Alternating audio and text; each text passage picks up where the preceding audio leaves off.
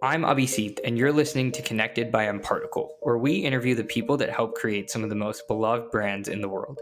These folks have a unique ability to bring together seemingly unrelated people and technologies to deliver some truly amazing results.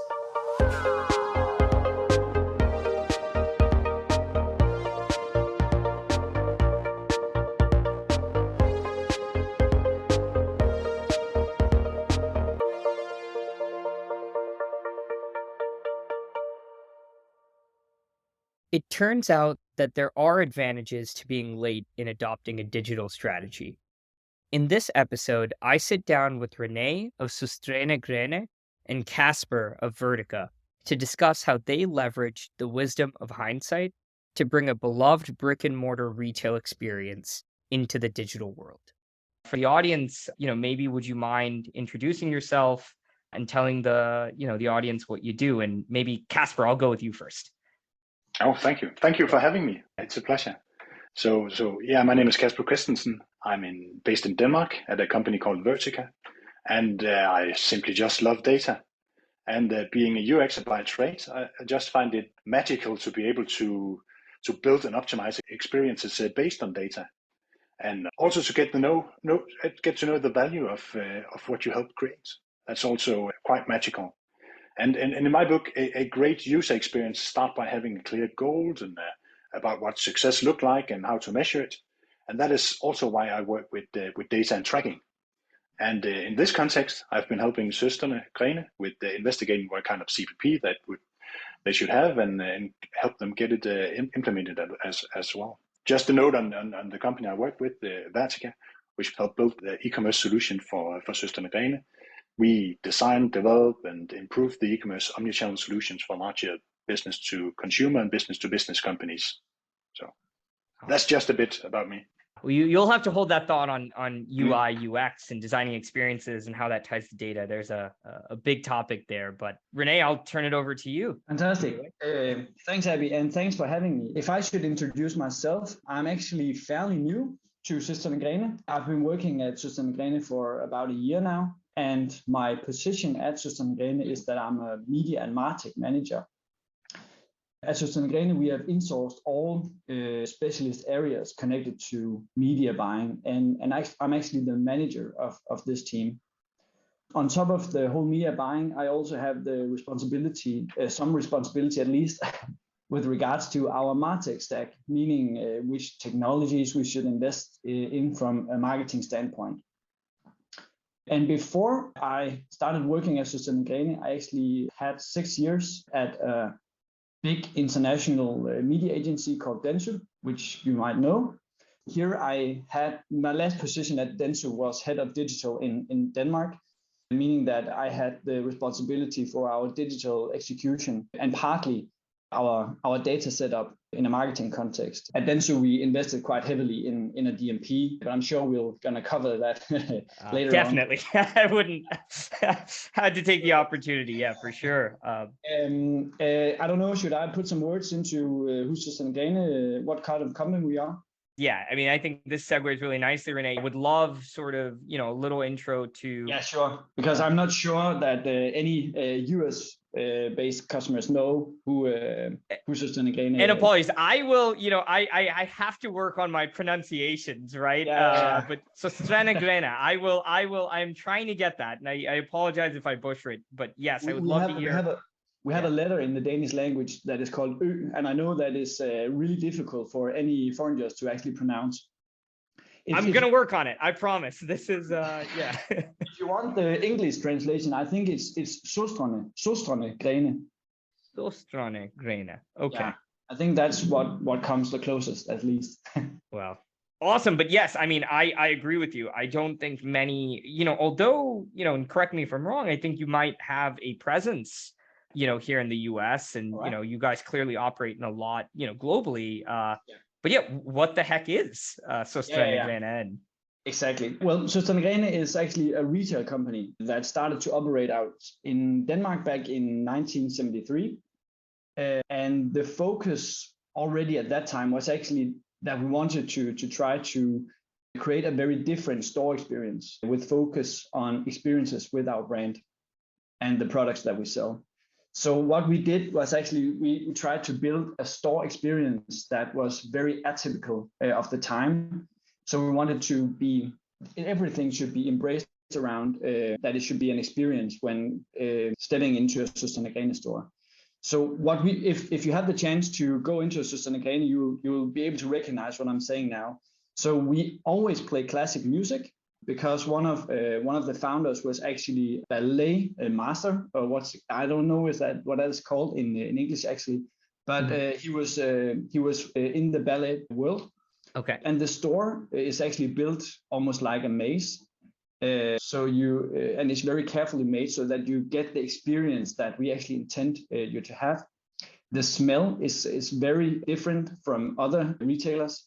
And we have a very certain light setting, which is almost like a theater. And also our prices and signs in the store are actually very old fashioned, because we want actually, what we want is it to be, what we want it to be is actually that you are stepping into some sort of time capsule, so that you actually can step away from your everyday busy life and just have a really calm and relaxed experience with Søstrene Grene. What we try to embrace is that the experience should actually build the brand. And that's also what sets us aside from other retailers, I would say, because everybody can sell painting, furniture, or candles. Right. But what we try to do is actually to sell the experience that follows. So how can I use my furniture in a new and creative way? How can I use my candles in, for instance, a new DIY setting or something like that? So the experience is really what sets us aside. I really like the way you're laying this out. And it's clear to me, right? Sure, it's retail, and we can argue to your point, like a lot of maybe some individual products are very commoditized, right? I mean, consumers have a lot of choices, but what I love, and this is going to translate into the digital world almost, like a blueprint, is everything about this physical experience, right? Is different. It's unique, and it's purposely built and designed to take a customer from the time they walk through the door, through a very curated experience, exactly. right? And exactly. And this is all the things we want the customer to think about when they think about Søstrene Grene. And again, this is what really sets us aside. But this has also been a very, very big challenge when looking into making Søstrene Grene into a digital experience as well. Because how do you take this very physical experience and make it digital? And that is very challenging. And that's maybe also why it took us so long before we actually made Søstrene Grene work in digital platforms. It was actually not that long ago. I think it was back in 2020 when Corona was here, and we had to close all the stores due to Corona. Right. And we needed to have a sales channel because we couldn't sell any products with our physical stores closed, and we didn't have a web shop at that time. So that is actually when we accelerated the whole process, and we had a really good collaboration with Kasper and his team at Vertica, setting up a web shop for the very first time. And we actually added an omni layer to the whole business, since customers can now find us both in a digital presence, but also in a physical presence. And what we've actually seen is that it's actually added a layer to the physical presence as well, because now we can get more scale, we can reach more customers, and we can actually show them who are Søstrene Grene, and then they can visit the stores and of course buy, or they can buy online. So it's been such an amazing and fantastic journey. Also seeing that we might have been a late starter, but now we're actually able to not do all the mistakes that we have seen everybody else do. So we can actually do it the very best way. And I think also, if I can chip in here, of course, it was extremely well received when it launched. So the excitement was just really great from the customers. And I think one of the things that I really think is setting Søstrene Grene aside is the sense of exploration you get when you enter one of the stores. You find all the quirky areas, and then there's a find here. I found this product. There's a huge sense of that, and that's what we are hoping also to get to the customers when they go digital, or find Søstrene Grene digital. It is such an amazing, I mean, I love the way you guys painted this picture, because, I think any organization, right, whatever stage they are, whether you're digital native, or in this case, you have such a beloved brand that's sort of clearly has, global international brand recognition. And again, I think through those experiences, you build a level of love and joy just ultimately like just inherent loyalty, right? Because when you're going into, a Søstrene Grene store, you're getting a particular type of experience. And I think let's hold that thought, guys, because I think a big part of what I want to geek out and ask you guys is, you guys, I got to, pump you guys up a little bit, give you a little credit. That is no easy task, I think, to come in as, somebody leading a digital marketing initiative, Kasper, somebody coming in and literally building the experience of, I think, such a strong brand, right? It's like you really can't screw it up. I mean, that same level of loyalty and experience and quality has to transfer to the digital world. So I would say that we were actually quite afraid at that time. Yeah. I was not working at Søstrene Grene back then, but I heard from my colleagues that we were actually quite afraid of what the whole digital part of Søstrene Grene would actually do to the business as a whole, because it is such a physical experience when you go into Søstrene Grene.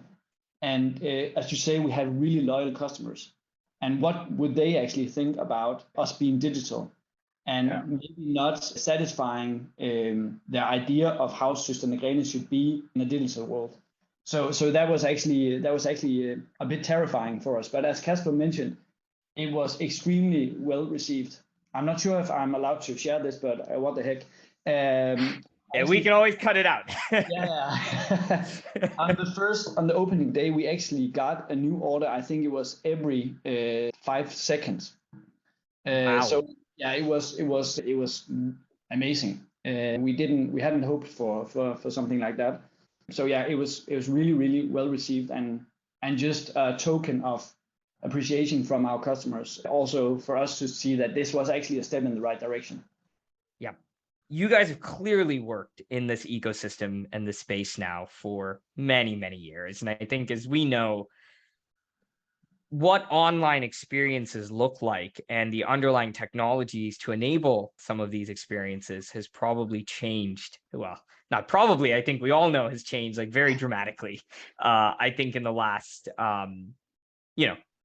say 10 years. Given both your backgrounds in sort of data, consumer experience space, what are some of the biggest changes you've seen in the way organizations leverage data for marketing and customer experience, as maybe, say, compared 5 to 10 years ago? Well, I think it's interesting that you have us both, because you will, I think, on some level, you will get some different answers from René and me, because we have different ways into this. René is much, much stronger than me on the marketing side of it. That's his bread and butter, where I'm more on the website and the app and all those aspects of it. And really for me, so the customer experience, at least for somebody like me, is very much about data. And all our customers at Vertica know that a great experience is key for success. At least they do that now. And there's been a transition the last 20 years where I've been, as a UX, of course, understanding this is the case, you need to do this. I really think there's very much an understanding of this at the moment, that great experiences is a key to success. But a great experience is not universal. You also need to understand it. And some customers think that we should just do as the next company is doing, but that's really not the case. And there was that worry for Søstrene Grene, as well, as René talked about just a moment ago. Were we going to be just another brand when we were online? What would set us apart when we were also an e-commerce company? So every brand has a unique relationship with their customers. And also in a B2B context, it's even more important. We also work with B2B customers, because an e-commerce solution is really their customers' tool for creating commerce. It's their way of doing business together. And understanding that relationship between the company and the customers and the context is really key to creating great customers experiences. And in that context, really, data is the foundation for the decisions, small and large. I wouldn't say that I disagree with you, Kasper, on that. But It's very hard to actually, I think. But from a Søstrene Grene perspective, as I mentioned before, we might have been some slow starters, seeing that we didn't have a digital presence until 2020. But since then, we've really turned the page, and we are really investing heavily in the digital landscape, and of course user data as well, because we know that data is of course the way to build an effective infrastructure today, but also in the way we need to make the right decisions. We need to look at data and what our customers are telling us in order to move in the right direction. In general, we've actually put the digital business on the very top of Søstrene Grene's transformation strategy. So it's actually something that is being discussed top level at Søstrene Grene, so on C-level. And it's something that is really prioritized by the whole C-level. And we are actually trying our very best to make as many decisions outside in, looking at the data we have from customers, and use it in as many departments as possible, also in the buying department. So seeing what kind of products do our customers demand, what kind of content are our users actually engaging with on the website and on different platforms that you meet Søstrene Grene.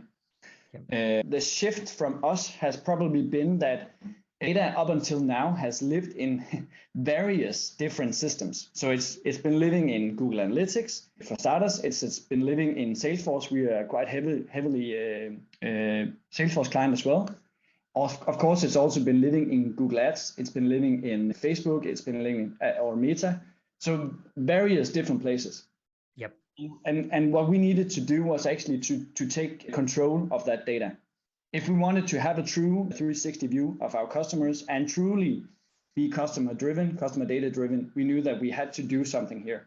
So, and that's of course also part of the reason why we're here today. We invested in a CDP, we invested in mParticle, and that has been a game changer for us, because now we're able to look at standardized data from all the platforms, because now we're actually we're standardizing it to fit into mParticle. But that also means that if we see a customer on our app or on our web platform or on Salesforce or on Facebook, we actually have a combined view of that audience or that user, and that is just a game changer to all customer data that we are in contact with.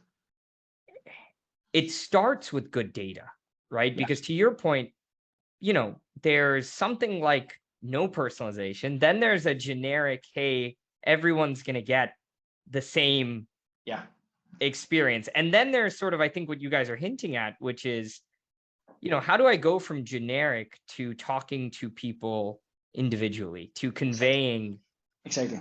And I think what I've heard here is like, that's maybe the biggest shift from how organizations, how digital worked maybe 10 years ago, 15 years ago, to maybe its evolution now. It's this idea that it's not just data, like we had data for a while, but then it's how do we organize and I guess construct data in this way that tells us something about these individual people that we do business with.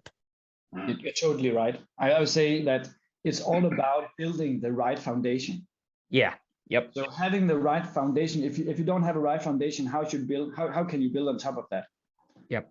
So and the CDP is just a great tool for us to have that foundation and to have what we like to call one source of truth. Yeah, I mean, I do think it brings up an interesting topic, right? Like we're talking about structuring data in this way that allows us to better personalize experiences for customers we clearly have a relationship with. And so Søstrene Grene never had a problem with that, right? Loyalty was always just an expected, outcome of the thought and care that the brand had always put into their experience. But now it's, how can we listen to some of those signals and tailor that to users? But it brings another interesting question. I want to go back to sort of, it's something that I think is always, like there's a lot of like buzzwords I think thrown around in just technology, right? CRM, CDP, DMP, like there's just so many head spinning technologies, first party cookie versus third party cookie. On that topic of data management, data organization, there are two technologies I wanted to ask you guys about, DMP versus CDP. Yeah. From your perspective, guys, what do you think, like, even if it's not a particular, philosophically, right? What do you think a DMP is, and what needs, does it still serve? And then sort of how is that different than CDP in your view? So when back in the days when I worked at Dentsu, a DMP was really hot, and it was actually, I would say that a CDP and a DMP are basically the same. The technologies to handle vast amount of data, and actually also a way to take control of data. They actually both do that. But what sets them apart, I would say, is the way the data they process. A DMP, I would say, is more quantity based. So it's more about the amount of data you put into the platform. Back in my agency days, we bought data from various media partners in order to get scale into our media buying, and it worked really well. I think back then it was actually the right way to go. But then came GDPR, and then came ad tracking transparency, and all those things, or in general, just privacy became a thing, and that actually, for me at least, phased out the need for a DMP, and instead a CDP emerged. I know that CDPs has been out there for quite some time, but it became more a need because now cookies. We know that cookies at some point are going to go away. Of course, there's going to be other IDs you can tap into, but you never know what Google or Apple or systems like that can actually do, or what you will be doing tomorrow. So from our standpoint, it was more like, how can I take control of data? How can we take control and actually decide what is going to happen? And that brought about first-party data, and us actually trying to get more first-party data from our customers, because that's a relation that we control. And I would say first-party ID is much more unique. So you have a much better idea of who your customer are, how they actually interact with you on different platforms. That's much more quality into working in CDPs and working with first-party data. Yeah, I think it's a good thing that René came first, because he's been working in the marketing world and having that focus. And I think in that world, the DMP makes perfect sense. I have been making sense for back in the days. My focus, as I've been hinted at, is more continuing the owned conversation on owned medias. So being relevant all the time, and when you reach out to a customer, when the customer reach out to you, you continue that conversation that you have been having. So you don't start from scratch. Bringing that level of relevance to the customer creates a more intimate relationship, which can only benefit both the customer and the brand. So that's really been my focus. So I don't know that much about DMP. So well done, René. I think you're onto something here as well that I forgot, because the other cool thing about going from third-party data or cookies to first-party data is also the activation layer of it. Right. Because cookies are very difficult to activate on various different platforms. You need another sort of ID, and for instance, an email could be an example of first-party data. That's much easier for us to actually activate on various platforms. And also, given that we now have an app, and we have a website, and we have different media outlets, we want to be personalized every time you meet Søstrene Grene. We need it to be a personal experience to you. And that's also something that we can actually build into the whole CDP activation layer of it, at least.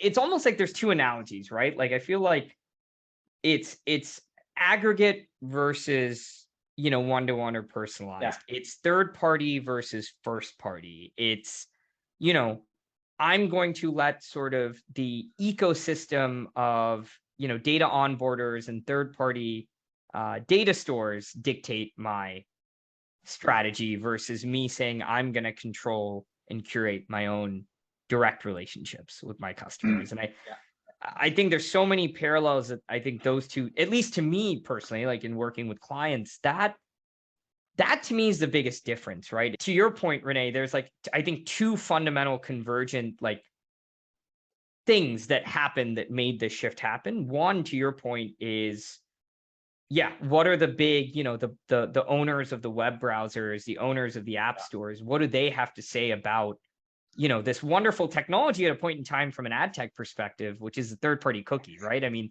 it was retargeting and third-party cookies from a technology perspective was absolutely amazing, fantastic. It created, whole industries, multi-billion dollar companies, and, gave us a lot in sort of like the agency, client-facing digital world, a lot of work to do, right? A lot of exciting things to work on. But I think the combination of the deprecation of third-party tracking combined with the governmental laws, and it seems like, this is just sort of more of a global thing. I know GDPR in Europe's leading the way, but, we are seeing privacy become sort of a fundamental component of this. And I think for those two reasons, right, if you don't have a direct relationship with your customer, you outsource that. I think this is actually another thing that the CDP has introduced, which is really important, and that's the whole aspect of data hygiene. So with a DMP where you're collecting cookies, there's not much hygiene to that. You're actually you're trying to build scale. Whereas with a CDP, of course there is some hygiene to it, but sure. With the CDP you need some more because you need to be able to tell the customer why are you tracking me on this and this and this platform. So we need to again take control of our own data, and we need to have that layer of hygiene to it, and the whole permission side of CDPs is really important to us at Søstrene Grene. Always being aware of what do we have permission to do with this and this user, and that's something we've gotten with the CDP. Yep. Well, I think there's also something there that affects the relationship based on those two technologies. So for DMP, you could buy data about the customers, and that would somehow influence the conversation you have. So you suddenly know about their children or their income and something like that. That's not been introduced naturally in that conversation. And that can somehow shift that level of conversation you have. And for some brands, that can be more than other brands. But I'm guessing that you'll see more and more down the road, some people being estranged by that knowledge that a company would present about that customer. Yeah, exactly. And also that's the whole thing about third-party data as well. You don't always know that a cookie is being set. Of course, you might give consent when you actually enter a website to marketing, but you don't really know what you're actually maybe consenting to. So when the next time when you enter Facebook, you'll suddenly see an ad that is very personalized for you, but you have no idea of how you actually ended up in that target group. And that's also something that we want to make even more transparent at Søstrene Grene. We want it to be an even transaction, so that we want of course our customers to know that we want to give them relevant information, and in order to do that we would like to have some data in return in order to actually make that personalized experience. But us actually telling the customers what we are doing and how we're doing it is to us at least something that gives us more quality in the relation. This goes back to ultimately, right? Like we can talk about the human experience of relationships, right? Trust.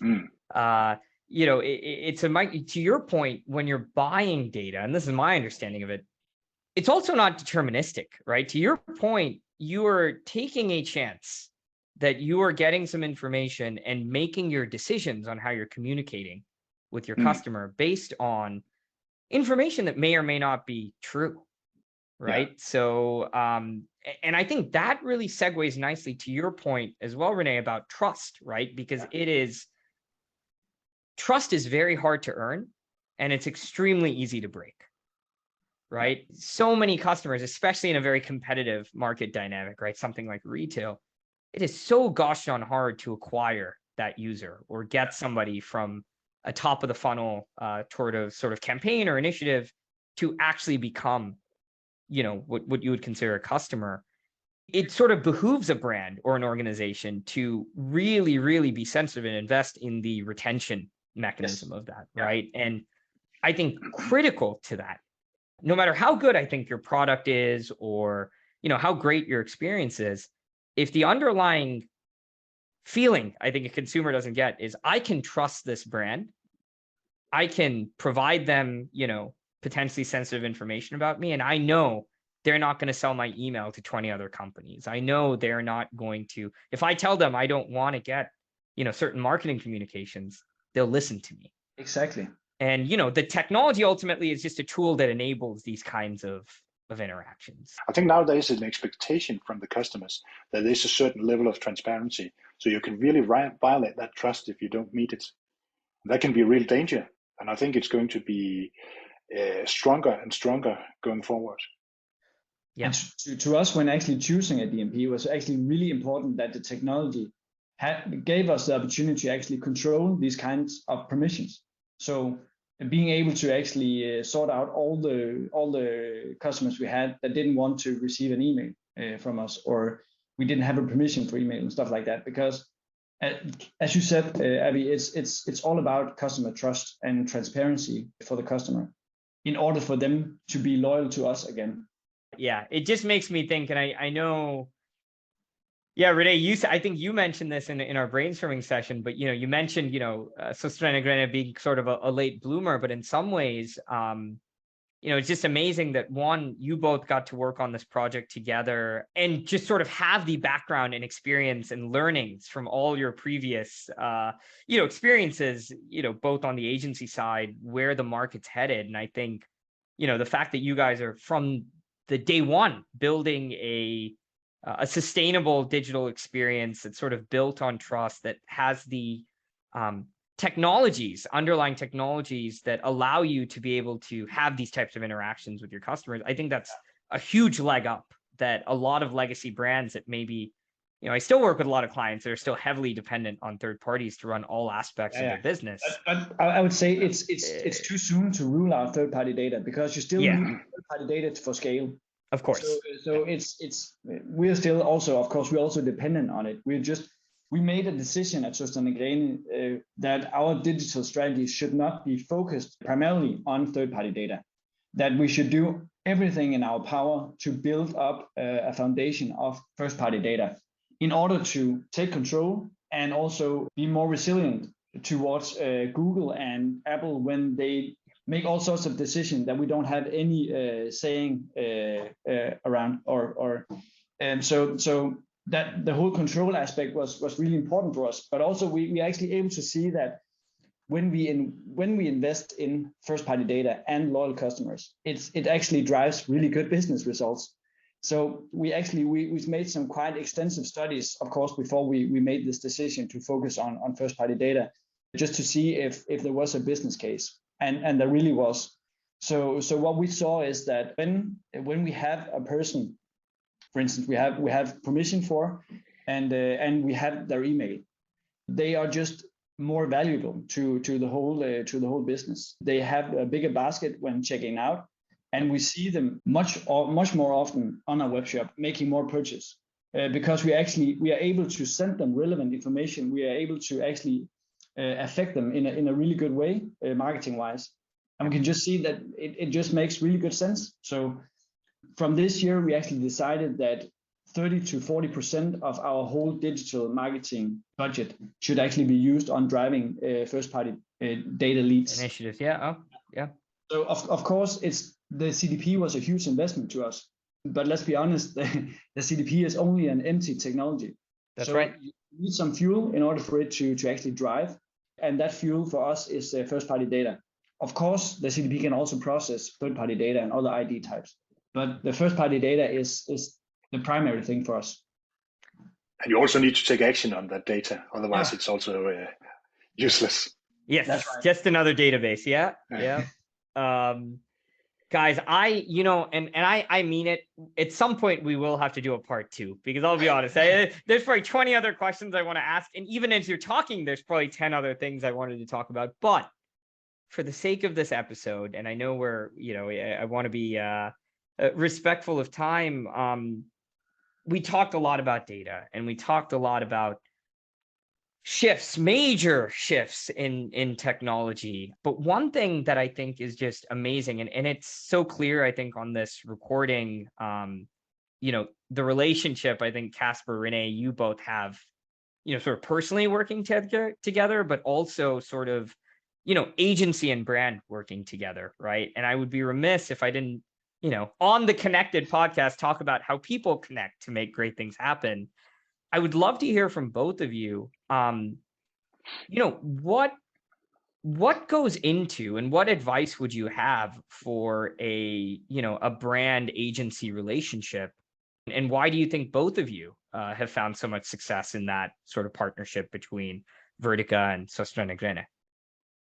So I think one of the things that really important for us as a company at Vertica is the partnership part of it.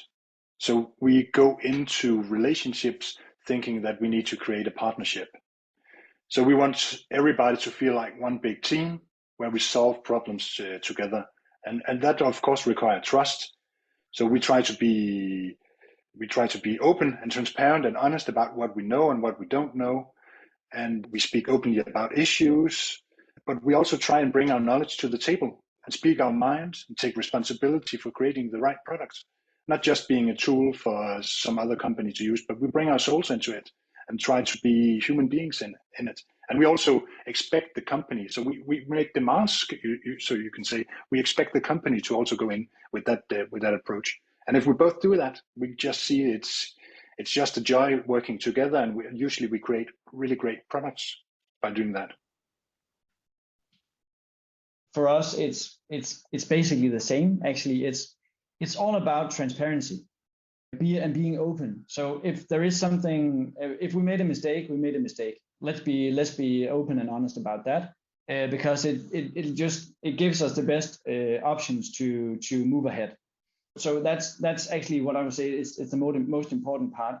And of course, also trust. We are also a customer for Vertica, and to us, for us to actually invest so heavily in Vertica, of course, also demands this a portion of trust. And of course, we've actually pretty much all our digital investments has actually been with Vertica. So that also proves, I hope, to Vertica that we really trust in them, and we really appreciate this open and honest partnership that we have, because to us that's also the foundation of a really good partnership. I couldn't agree more, right? I think when you start to worry about, I think, transactional elements, like, hey, how can I get, so-and-so to buy so much, or something breaks and, it's not my fault, right? Like, I didn't do it. I mean, those are the types of things that I think are very short-sighted. And I think you very much so know, like, and I think this is true with, agency, but also technology partners, vendors of all sorts. It's, there's this very different mindset in that, hey, this is a transaction and this is a relationship. And I think what you guys are both saying is, and there's a time and place for both. There's certain instances where, maybe everything doesn't have to be a partnership, but, you talk about something like bringing to life a beloved brand into the digital world. This can't be a transactional type of partnership. Exactly. We need to be humans, and we need also be able to talk about things. So that's also what we like about Vertica. You can always call them. Yeah. and have a nice conversation. No chatbots at Vertica anytime soon. We really enjoy the partnership with Vertica. Awesome. So then, guys, I know we're close to time, but I got to get into the fun part of this chat, right? There's there's more fun to come. Oh yeah, there's two questions. I mean, these are going to be quick, but the first one I have to ask you guys, and I'm already going to say you have to eliminate Søstrene Grene. That can't be your answer to this question, but which I know we all love. But for both of you, and I'll start with René, as a consumer, so as an individual citizen of the world, what is your favorite brand or experience, and why? I have to say Apple. I think they're a next level to the experience you can bring into a brand. The whole way they present new products, I just think is amazing. Steve Jobs was amazing. I'm a huge Apple fan myself. I have basically all the gear they have out there. So I would have to say Apple. Also, us being Søstrene Grene, I would say that's something we aspire for. Yeah. That's no disagreements from me there. And Kasper, what about yourself? Yeah, well, Apple is a great product, but yeah, well, I feel actually the need, and I'm not biased here, I promise you that, to bring in Søstrene Grene, because I think they really do something that is remarkable that I haven't seen anywhere else in the world actually, because what they do about their content and the tone of voice they are setting, they have a relationship that's. I've been working with many companies, and what I see is whenever you have content, that's secondary to the actual products. But for Søstrene Grene, they are basically equal. So what you do with the product, how you explore it, and the stories you tell about the product, they set a tone that's unprecedented, and I think anywhere in the world. So that's really an awesome achievement that the team have been doing there. But of course, you said I couldn't bring that up, so setting that aside. So the one thing I thought about was Adidas. They do well as a D2C brand. They have really a lot of pictures, and pictures are just essential for a lot of customers, for me as well as a consumer. And they have so smooth processes for delivery and return. And also they have sustainable alternatives to many of their products. And they have some of the lightest packaging I've ever seen. So there's just around the original packages, but not compromising that in any way. So there's so many things that they really do well. So it's just a smooth experience. Well, listen, this is coming from experts of the industry, but look, shout out to Apple, Adidas, and of course, Søstrene Grene. And I'm telling you, you've pumped me up now. I think when we get off this call, I got to know where the US location is, or the closest location to me. I really can't wait to actually check out a store. I just need to say this, Abby. I did not pay Kasper to say that. Yeah, no, I know that. No, that was very genuine and from the heart. But I'm genuinely excited. Okay, guys, the next set of questions are rapid fire. So this is they're typically yes or no. You sort of have two choices, but I'll go. René, I'll start with you. Pineapple on pizza, yes or no? No. Yeah. Okay. Kasper? It's okay when it's fresh, but not if you put the pineapple on the pizza before it goes into the oven. That's a definitely no. Okay. Fair enough. Yep. Kasper, how about you? Would you do pineapple, or did you prefer pineapple on pizza? I'll say bring it on. I'm all about exploring. So whatever you throw at me, I'll try it out. Okay. All right. So no maybes, and very conditionally. Conditionally, yes, but generally no. Okay, guys, winter or summer sports? Kasper, I'll start with you this time. Winter sports. Yeah. Okay. No explanations, just yes or no. Oh, you can? No, it's totally up to you. You could explain if you'd like, but I don't. Being in Denmark, I couldn't. I don't know. I'd be interested. I don't want to bias your thinking, but I think it's because it's exotic for me. There are no mountains in Denmark, so. Fair enough. Yeah. Fair enough. And not much snow. I would have to go with summer sports. Also, seeing that the summertime in Denmark is very scarce, so you really need to enjoy the summer once it's here. Okay, so purely from a scarcity perspective, exactly. But yes. Yeah. That's also I know. I don't know what you call it, but football in Europe is really big, and there's just something about football in the summer. On the green lawn where it's sunny and it's lovely. Awesome. Okay, so then we'll get into sort of, you could call this a summer. It's definitely a summer sport, but better footballer, Messi or Ronaldo? Ooh. And yeah, René, with you first this time. I know I mentioned football before, but I'm actually not a really big football fan. So I would have to go with Ronaldo because he just has a really extraordinary appearance. Yeah. Well, I'm not a football fan either. I only watch the World Cup when that's on. But when I see them play, I don't like Portugal because they play too defensive. So I will go for. Was it Messi, the other one? Yeah, Yeah. Messi. Yeah. This is, believe me, I've had my last guest on. It was something like this, three folks, and we couldn't agree on Messi and Ronaldo. But those are, you can't go wrong either way. Okay, guys, and Kasper, you first this time. Frozen yogurt or ice cream? Ice cream any day. Yeah. I love ice cream. Yeah. Don't try to mess around with ice cream and frozen yogurt. That's strange. Ice cream. Listen, anyway, René, how about you? I have to respectfully disagree. I went abroad for my third semester on my bachelor degree and went to San Diego, where I actually tried frozen yogurt stores for the first time, and where you actually have all the different kind of what it's called, things you put on top. Yeah, the toppings. It's fantastic. Kasper, you need to try that. I'll try anything. Yeah. Or maybe we combine the two ideas. We'll make an ice cream store, soft serve, and then have all the frozen yogurt toppings. Exactly. I feel like there's a saying, right? You either live to eat or you eat to live. And I definitely live to eat. So I'm a big foodie. I have to ask you guys, favorite restaurant in Aarhus, or even, Denmark, if you want to expand it further. But I'd be interested to hear. Maybe René, we'll go with you first. We have something that's called Restaurant One, a restaurant. Okay. It's a French bistro, and it's really, really nice.